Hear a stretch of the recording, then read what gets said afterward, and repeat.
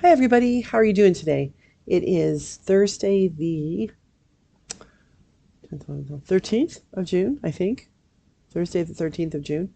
Time just flies when you're having a great time, doesn't it?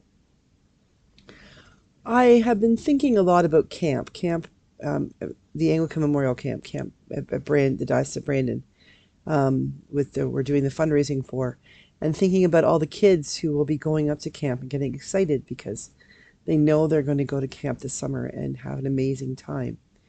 And that got me thinking a lot about the phrase a child of God. What does it mean to be a child of God? Well, first off, I'm going to say a big disclaimer right up front. There are lots and lots of people who have not had positive experiences as children.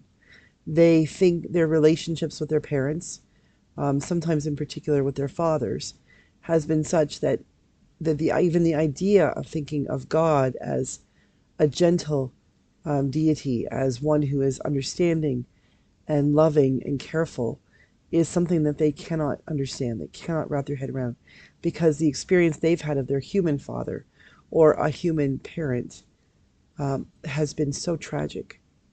And that's horrible. I hate that. And there's nothing I can do to remove those experiences, except I can pray that their experiences of God will be different. That maybe that someday those people who have been hurt by a parent or a father figure or a mother figure, that those experiences will something will happen and they will experience something completely different. Something that truly is more what I understand and believe to be what it is to be that God as Father, or indeed as God as Mother. Bear with me for a second here. I'm going to have a sip of coffee. It's a big cup of coffee day. Got a sore throat, so I might have to do that a few times. But when we think about a parent, God as parent, as I said, it can be very difficult. But for those of you who think, okay, right away, I'm gonna turn off this video because I don't agree with her that God is a parent or God is father.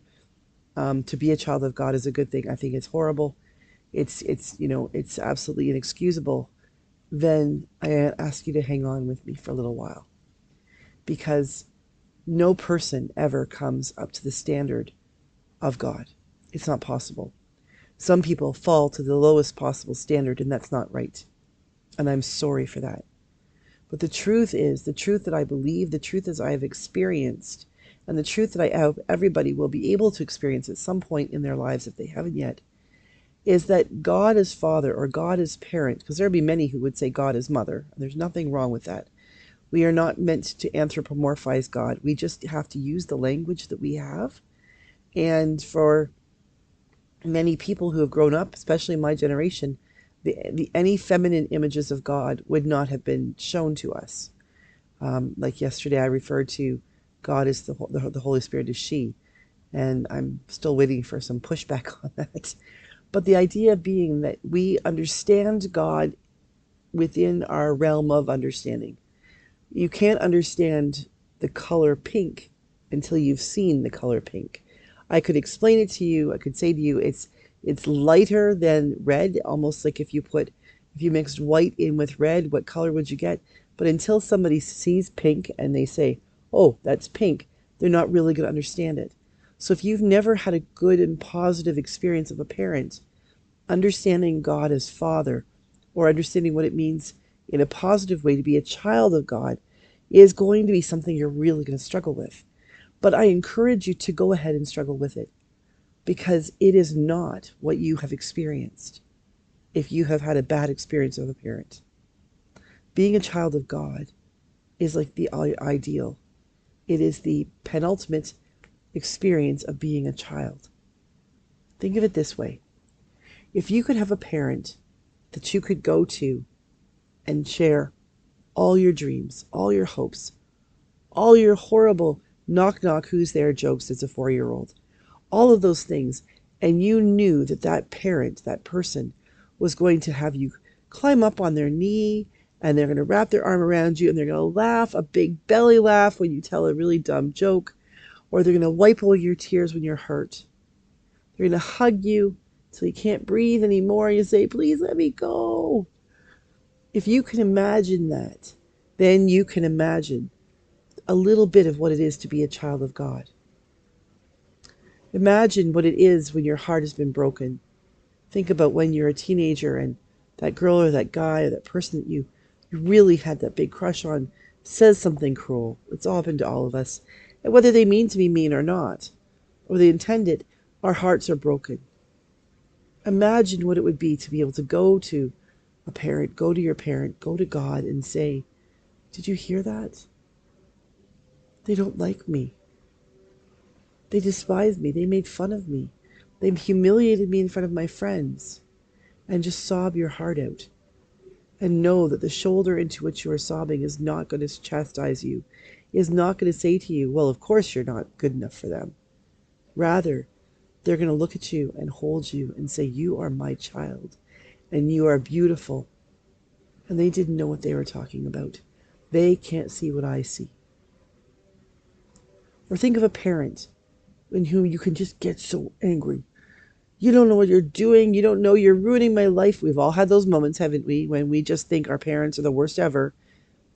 You're ruining my life. And this is a parent, though, that you could go to and you could say that. You could shake your fist and say, God, what are you doing? You're ruining everything for me. And not getting a backhand or being told you're grounded for 2 weeks or how dare you speak to me that way. Show some respect. Rather having a parent who says, you're really angry, aren't you? Let's talk about that. Why do you feel that way? Let me explain to you why I've made that decision. Help me to understand that I can see further down the road than you can. I have more experience. I'm only making decisions that are best for you. And not said in a way that's mean-spirited or nasty or how dare you, but said in a way that tells us that, yeah, indeed, we are not perfect. That we maybe have gotten a bit too big for our britches, but that's part of being human. What it's like to know that this person, this parent, this divine parent, this God who is receiving us even when we're angry, can say to us, it's okay to be angry. I created you as a human being with emotions, and one of those emotions is anger. And it's okay to get angry. It's how you deal with that anger that might become a problem. To be a child of God does not mean that it's like Santa Claus every day. Doesn't mean that we get everything we want exactly the way we want it when we want it. To be a child of God means we always have that parent we can come back to and say, I don't know what I'm doing. I'm failing. I can't do this. I'm not smart enough. I'm not good enough. And have God say, yes, my child, you are. You are smart enough. And you can do this. And you can be exactly who you are called to be. Keep working at it. To be a child of God means that we always have someone to whom we can turn to when we're angry or we're sad, when we're happy and want to celebrate. That one being who is never, ever going to make us feel like we aren't good enough, that we have not done a good enough job, we have not reacted the way we were supposed to react. God accepts us as we are and allows us the space to be and feel how we're feeling, to be who we are at this moment. And then sends us back out into the world, encouraging us to continue to grow and discover and experiment and find out more about this incredible world that our parent, God, has shared with us and indeed is placing in our trust. That's the kind of parent God is. He expects great things of us, but he does not expect that these great things we will do will come in our own steam. He expects great things of us because we will work with each other, the other children of God, and because we will work with God and the Holy Spirit and Jesus Christ. God is a parent. God, us as a child, you as a child of God, me as a child of God. These are things that we can learn about and discover how beautiful they are, even when the parents we've had in our lives may be the worst ever, may have given us the worst taste in our mouth for what any being who calls him or herself a parent might be. But we do ourselves a disservice when we paint God with the same paintbrush that we have seen paint those people who have hurt us. We need to set that paintbrush aside and look at God with a brand new set of paintbrushes and allow God to help us discover the masterpiece that God can be in our lives when we accept that we are a child of God, a God who is bigger than we are, who is beautiful and loving and only wants the best for us and our world. That's a parent I think we could all get behind. If you are struggling because you can't understand this, that the God or the parents that you have known have so tainted your ability to see God as parent, then I encourage you to lay aside the analogy of God as parent and think of God as friend. Discover a new way, but don't throw God out with bad parenting bathwater. Allow yourself the opportunity to get to know God in a different way, whatever way that might look like.